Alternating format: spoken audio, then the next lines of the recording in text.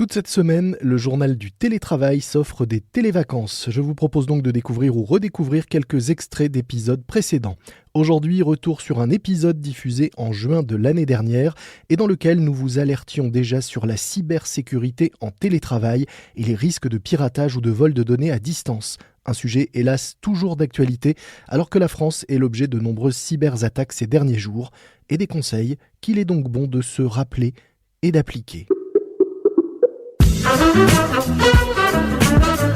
C'est le journal du télétravail.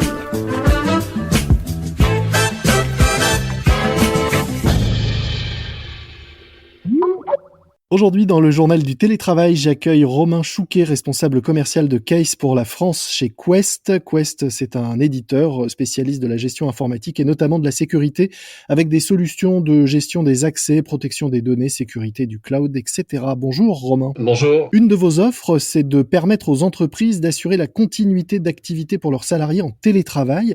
En quoi ça consiste exactement ? Beaucoup de sociétés ont dû, plus ou moins dans l'urgence, équiper énormément de leurs salariés afin d'assurer une continuité de production, une continuité de service. Et effectivement, Case a des solutions qui permettent de faciliter ce travail. La première contrainte, ça a été déjà de pouvoir fournir du matériel à ces nouveaux collaborateurs. Donc fournir du matériel d'un point de vue plus hardware, et ensuite pouvoir les équiper d'un point de vue plus logiciel, donc software, afin qu'ils aient tous les éléments, que leur outil de production, leur outil productif soit le plus à même à assurer cette continuité de travail. La plupart des sociétés donc ont pu assurer cette première étape, clairement de fournir du matériel à distance. Il a fallu maintenant reprendre un petit peu la main sur ce matériel qui a été distribué dans la précipitation, ou du moins dans cette première urgence à laquelle on a dû faire face. Quels ont été les principaux problèmes rencontrés par les télétravailleurs d'un point de vue informatique ? Dans les tout premiers temps, je pense que ça a été surtout de pouvoir récupérer du matériel et ensuite découvrir ce nouvel environnement. Là, il y a forcément eu une petite phase d'adaptation pour récupérer un petit peu la connaissance de qu'est-ce qui fonctionne au final d'un point de vue système d'info et comment je peux faire fonctionner ça depuis mon domicile. Ça va se concrétiser par des connexions sur le VPN, par exemple, gestion de la bande passante. Et côté entreprise, quels ont été les principaux écueils et obstacles ? Potentiellement, déjà, dans cette première étape de fournir le matériel passé, une fois que celle-ci est effectuée, effectivement, l'idée, c'était de pouvoir tout de suite libérer davantage de connexions. Donc, chaque société a dû voir avec ses opérateurs pour s'assurer que la connexion, le débit, le tuyau Internet, puisse supporter déjà toutes ces connexions simultanées. D'un point de vue infra, faire en sorte qu'effectivement, donc d'un point de vue architecture informatique, les serveurs puissent assurer aussi cette mission-là en ayant cette contrainte nouvelle qui est cette distanciation de tous les salariés. Après, ça va se concrétiser aussi par des accès VPN qu'il a fallu mettre en place dans un délai assez court. Donc, de nouveau, pouvoir faire en sorte que les gens aient accès, continuent d'avoir accès à leur Internet de façon régulière et tout de suite dès lors que le confinement a été mis en œuvre au sein de toutes les sociétés. Et ensuite, toute cette phase d'éducation sur des bonnes pratiques, comment je me comporte avec mon matériel à domicile pour que la sécurité et que mon système d'info continue à être productif tout en maintenant la sécurité de celui-ci. Justement, allons-y, dites-nous concrètement quels sont aujourd'hui les bons gestes à adopter, les réflexes à avoir si on veut à la fois travailler en toute sécurité à domicile et rester productif. Très clairement, ce qui est nécessaire, c'est de maintenir ces systèmes d'info up-to-date, à jour. Tous les éditeurs, Quest, mais les autres également, ont de cesse de mettre à jour de nouvelles versions, de mettre à disposition des utilisateurs de nouvelles versions de leur logiciel. Tout simplement parce que c'est au travers de ces nouvelles versions qu'on va pouvoir coller avec les attentes business et les attentes des utilisateurs. Et au-delà de ça, quels sont les risques de ne pas le faire ? Si vous faites pas cet effort de tout le temps maintenir à jour les logiciels qui sont à disposition de vos collaborateurs, premier écueil, vous allez diminuer potentiellement leur productivité. C'est-à-dire qu'ils vont avoir des logiciels qui vont ramer, entre guillemets, un peu plus lents, donc moins réactifs, moins productifs. Et ensuite, les risques, c'est clairement d'un point de vue très sécurité, puisque moins vous êtes à jour, plus les hackers et tout cette face sombre de l'informatique va avoir à cœur d'aller utiliser ces failles et malheureusement, il y aura toujours des failles sur tous les logiciels. Un certain nombre de salariés travaillaient avec leur propre matériel, n'ayant pas eu le temps d'être équipés correctement. Est-ce que ça rajoute une vulnérabilité supplémentaire? Est-ce que ça crée des problèmes potentiellement au sein des entreprises d'un point de vue de sécurité? Oui, très clairement, bien sûr, parce qu'on n'a pas forcément la mainmise complète sur le matériel qui est apporté dans le cas où c'est un collaborateur qui voudrait travailler avec sa machine personnelle. Donc c'est beaucoup plus simple pour les sociétés de fournir du matériel. La société peut davantage sécuriser la machine et l'environnement logiciel, l'environnement productif. Et d'un point de vue du coût, est-ce qu'au final, ça peut quand même être plus intéressant si on évite un certain nombre de problèmes par la suite? Évidemment, on va perdre beaucoup plus d'argent à se faire hacker des données confidentielles de sa société, des numéros de carte bleue, des références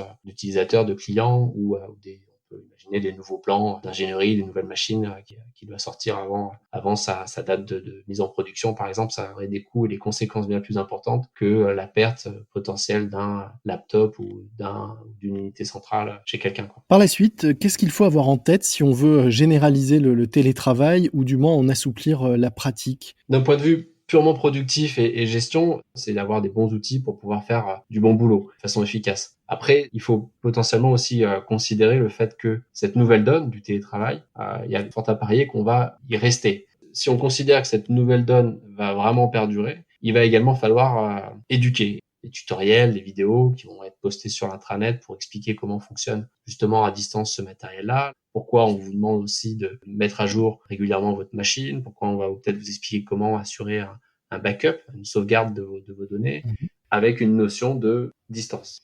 Donc il va y avoir cette grosse phase d'éducation et après on peut plus loin encore, on peut également y voir des effets de bord. Il peut y avoir cette frontière entre l'environnement personnel et l'environnement professionnel va être encore plus amoindri. On parlait tout à l'heure du fait de travailler avec son propre matériel pour l'entreprise et l'inverse, puisque vous parlez de l'effacement entre les frontières. Est-ce que le fait que les ordinateurs et le matériel professionnel soient ramenés à la maison et utilisés par les salariés, mais on peut l'imaginer aussi, pourquoi pas par les enfants qui ont dû faire l'école à la maison pendant un certain nombre Mhm. de semaines, du coup que le matériel de l'entreprise soit utilisé à des fins plus personnelles une fois au domicile, est-ce que ça aussi, c'est source de problèmes potentiels? Oui, bien sûr. Lorsque précédemment, vous étiez à 100% à votre bureau, bah, vous aviez potentiellement voilà, une grosse unité centrale, un écran, et du coup, vous étiez un peu plus aussi contraint de ne pas avoir un usage personnel sur votre machine, parce que vous aviez toujours un collègue à côté, dans votre dos, à proximité, donc vous n'alliez pas forcément faire des transactions avec votre carte bancaire, remplir votre panier pour le prochain drive de votre fin de journée, ce genre de choses. Évidemment, en étant à domicile ou dans des espaces de coworking, on va se sentir un peu plus libre. Et du coup, vont aussi en découler des usages qui étaient différents sur du matériel potentiellement professionnel initialement. Donc là, il va falloir évidemment rester vigilant d'un point de vue sécuritaire, avec peut-être des systèmes de containerisation. Donc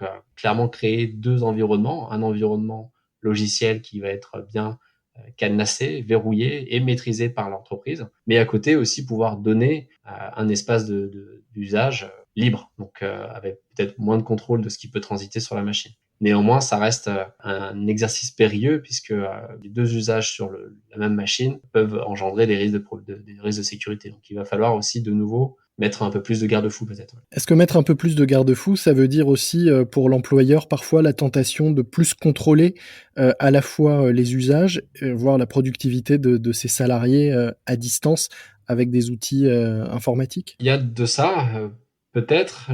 J'ose espérer que c'est pas le cas de toutes les sociétés et que même si la confiance n'exclut pas le contrôle, on n'en vienne pas à ce type de tracking, d'outils de gestion ou de monitoring de l'activité sur les postes. Dans tous les cas, il faut aussi considérer que de l'autre côté, il y a fort à gagner pour les entreprises, hein. Il y a énormément de bénéfices. Vous allez avoir des salariés potentiellement moins gênés par leur déplacement quotidien, Mmh. potentiellement plus aussi corvéables à des heures pas forcément habituelles, puisqu'on va pouvoir attendre de leur part qu'ils puissent également travailler peut-être un peu plus tard le soir pour rendre le fameux appel d'offres le lundi matin. Je suis pratiquement sûr qu'en mettant les salariés en télétravail un peu plus massivement qu'à l'accoutumée, enfin précédemment, on va tous y gagner en termes de productivité parce que on y gagne en temps de qualité. Il y a fort à parier également que les ressources humaines, demain, mettent ça en avant lors de prochaines embauches. Voilà, chez nous, on pratique X jours de télétravail, que tout est mis en œuvre pour que vous puissiez venir à votre guise, parce que clairement la liberté ça va être ça, pouvoir venir un peu à votre guise, à la fréquence que vous souhaitez sur site et rester à la maison le reste du temps. Le tout avec son ordinateur sous le bras et son ordinateur, on l'a bien compris, à jour. C'est important et essentiel pour travailler en toute sécurité et rester productif. Merci beaucoup Romain Chouquet.